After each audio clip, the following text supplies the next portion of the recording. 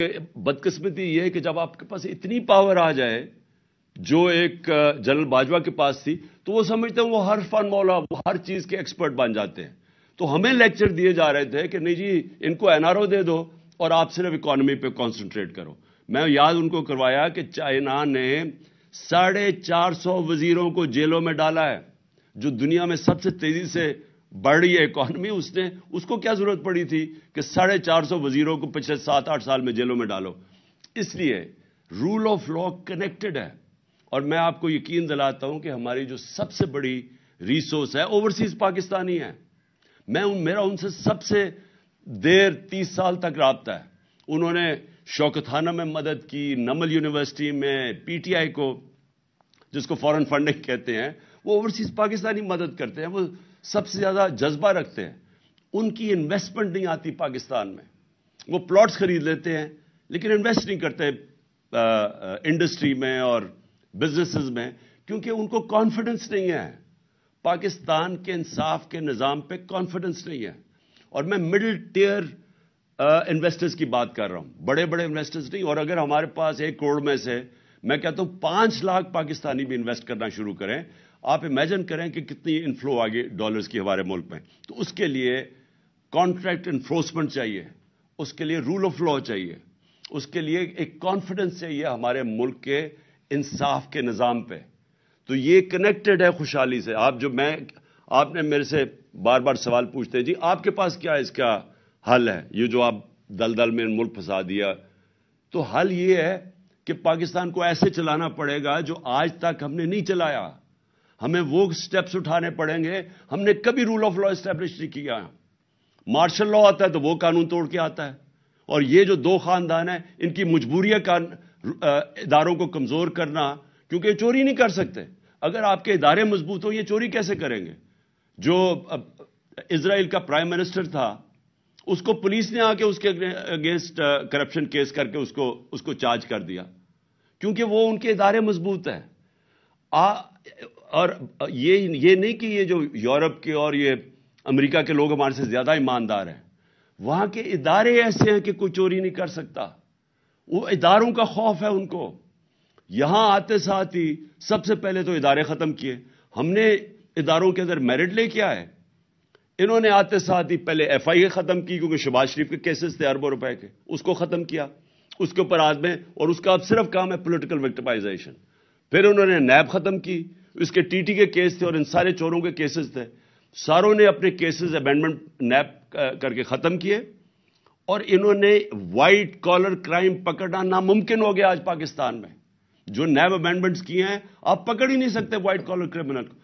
اور public office holder, میں یہاں سے پیسہ چوری کر کے اپنے خاندان کے نام پہ رکھ دوں ایز پرائم منسٹر, مجھے کوئی نہیں پکڑ سکتا. میں پوچھ ہی نہیں سکتا کہ جی آپ کے بچے کس طرح اربوں پتی بن گئے ہیں, کیونکہ انہوں نے امینڈمنٹ پاس کر دی ہے. اوپر سے میں یہاں سے پیسہ چوری کر کے باہر بھیجوں, اور پتہ بھی چل جائے کہ میں نے باہر ایک, جس طرح اسحاق ڈار کے پورے دبئی کے اندر وہ ٹاورز ہیں $100 ملین کے, پتہ ہی نہیں چل سکتا. میں اگر کہوں کہ جی وہ دبئی سے انفارمیشن آ رہی ہے $100 ملین کے ٹاور ہیں, انہوں نے کہا جی باہر سے جو ایویڈنس آئے گی وہ ان ایڈمیسیبل ہے. سو یعنی کہ آپ نے لائسنس دے دیا بڑے چوروں کو. تو میں پھر سے کہتا ہوں rule of law second step ہے. Elections first, rule of law second step. تیسرا, یہ جو شوکت نے بات کی, ریسٹرکچرنگ کرنی پڑے گی. یہ جو بڑے بڑے ہمارے گورنمنٹ کارپوریشنز ہیں ان کو ریسٹرکچر کرنا پڑے گا, کیونکہ یہ اتنا زیادہ پیسہ اس وقت کھا رہے ہیں. پھر ہماری جو گورننس سسٹم ہے اس کو بالکل اس میں چینجز لانے پڑیں گے, کیونکہ یہ بھی ایک, جب تک ہم اپنا گورننس سسٹم کو میریٹوکریسی نہ لے کے آئیں اور ساروں کو ڈائریکٹ کریں کہ نیشنل انٹرسٹ اس وقت کیا ہے, اور وہ ہے کہ ایکسپورٹس بڑھائیں اور اپنی آمدنی بڑھائیں, فیسیلیٹیٹ کریں, انویسٹرز کو کریں, یہ جو ایز آف ڈوئنگ بزنس کریں, جو ہم نے بڑی کوشش کی تھی. اسمال اور میڈیم انڈسٹری وہ بیک بون ہے, اس کے لیے اتنی مشکلات پیدا کی ہوئی ہیں کہ وہ بیچارے وہ اٹھ ہی نہیں سکتے. ان کے لیے ہم نے ساری یہ جو گلوٹین کیا تھے, ہمیں جو ریگولیشنز ختم کیے تھے, ان کے لیے آسانیاں کیا وہ کرتے جا رہے تھے. جب تک ہم اسمال اور میڈیم انڈسٹری کو نہیں اٹھاتے, اور وہ بیک بون ہے امپلائمنٹ کے لیے بھی, اور پھر ساری دنیا کے اندر ادھر سے ویلتھ کریشن جو کرنی ہے وہاں سے, تو اس کے لیے آسانیاں پیدا کرنے کے لیے یہ وہ سٹیپس ہیں. اور پھر میں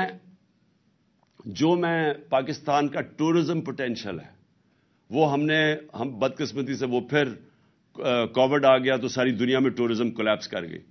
ٹورزم پاکستان کا اتنا بڑا پوٹینشل ہے.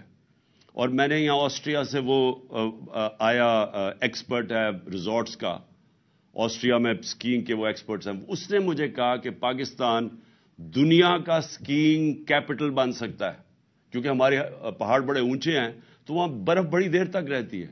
تو اس نے مجھے اور پورا پلان بنا رہے تھے کیسے اسکیئنگ ریزورٹس.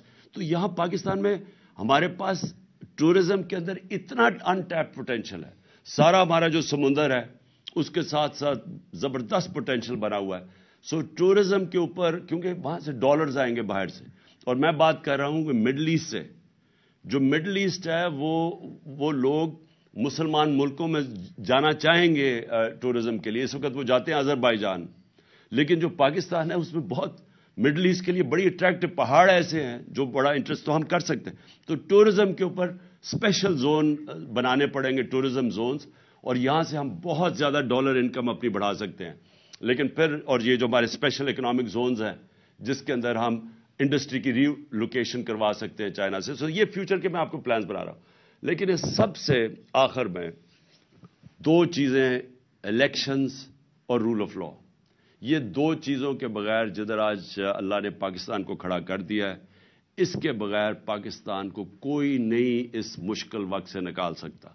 یہ جو ان کی اب کوشش ہے, انکم ہماری گرتی جا رہی ہے, بے روزگاری بڑھتی جا رہی ہے, ویلتھ کریشن ہو نہیں رہی, قرضے بڑھتے جا رہے ہیں, جو سارا پاور سیکٹر کے کانٹریکٹس انہوں نے سائن کیے ہوئے ہیں وہ کیپیسٹی پیمنٹس دینی پڑ رہی ہیں. پیسہ ہے نہیں بجلی استعمال کرنے کے لیے, پیسہ ہے نہیں کہ ہم باہر سے جو امپورٹڈ فیول کے اوپر یہ پاور اسٹیشن چلانا ہے وہ ہم چلا نہیں سکتے. تو ایک طرف لوڈ شیڈنگ ہو رہی ہے, دوسری طرف کیپیسٹی پیمنٹس دے رہے ہیں کیونکہ ہمارے پاس پیسہ ہی نہیں ہے امپورٹڈ فیول کے لیے. سو پاکستان جدھر آج انہوں نے پھنسایا ہوا ہے اس کے لیے بڑے چینجز کرنے پڑیں گے. جس طرح ہم نے اپنی گورنمنٹ چلانی ہے, لیکن وہ شروع ہوگا فری اینڈ فیئر الیکشن سے. اور پاکستان میں رول آف لا اسٹیبلش کرنا اب ناگزیر ہو چکا ہے. اس کے بغیر ہم اس ملک کو اب ایک آزاد, خود مختار, ساورن, ایک غیرت مند قوم ہم اب نہیں رہ سکتے. ہمیں اگر یہی طریقہ ہے کہ جی بھاگ کے جا کے پیسے مانگو کسی سے, کبھی کسی سے پیسے مانگ رہے ہیں, اپنی عزت کھو رہے ہیں, اس طرح پاکستان سروائیو نہیں کر سکتا. شکریہ.